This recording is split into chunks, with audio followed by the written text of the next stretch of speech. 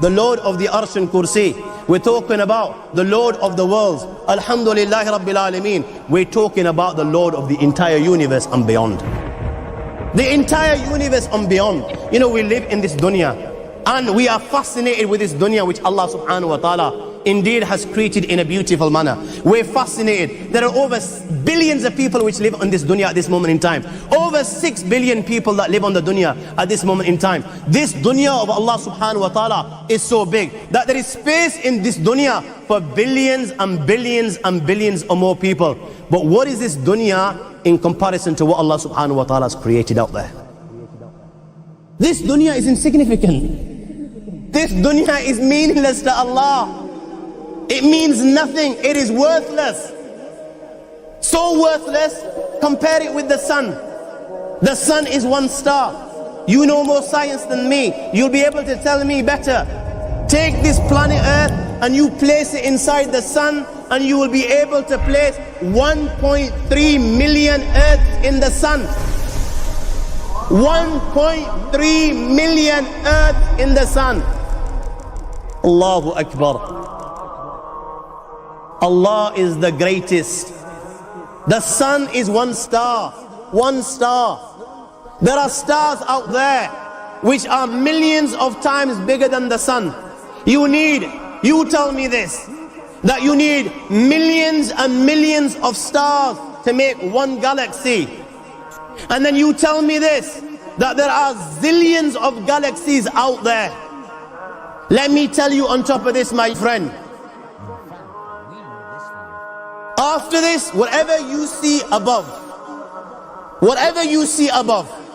when you raise your head and you look above, whatever you see above, the zillions and zillions and zillions of galaxies, let me tell you, this is everything there is within the first heaven. Everything there is within the first heaven, and Allah is the creator of 7 heavens. 7 heavens. And the distance between the first heaven and the second heaven is 500 years. You know, the distance that can be covered in 500 years, at what speed? Only Allah knows. Only Allah knows. But it will take 500 years to get from the first heaven to the second heaven. 500 years from the second to the third, third to the fourth, fourth to the fifth, fifth to the sixth, sixth to the seventh. Every time it will take 500 years. After the 7 heavens,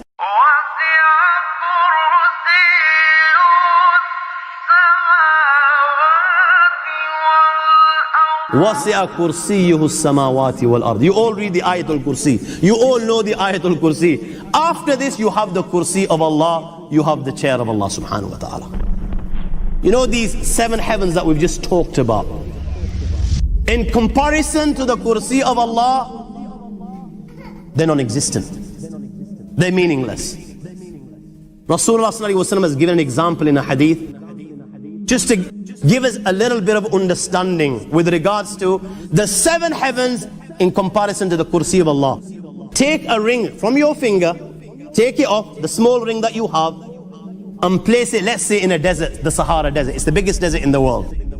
You know that ring that we take off from our fingers and place it in the Sahara Desert? What comparison is in between the ring and the Sahara Desert? Nothing. Nothing. The 7 heavens is the ring, and the Kursi of Allah is the Sahara Desert. After the Kursi of Allah, you have the Arsh of Allah. وَكَانَ أَرْشُهُ عَلَى الْمَاءِ. You have the Arsh of Allah. Again, Rasulullah has explained, so just so that we can understand. Take the ring, place it in the desert. This time, the ring is the Kursi and the Arsh is the desert. What is the Kursi in comparison to the Arsh of Allah? Nothing.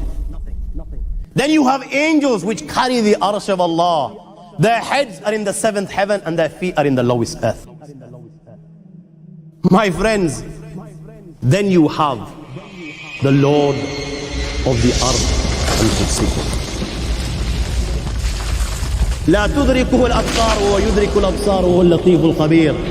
He is beyond the size of Allah, who Allah is, what Allah is. The greatness of Allah is beyond the comprehension of my little mind. This is the being that you and I are messing with.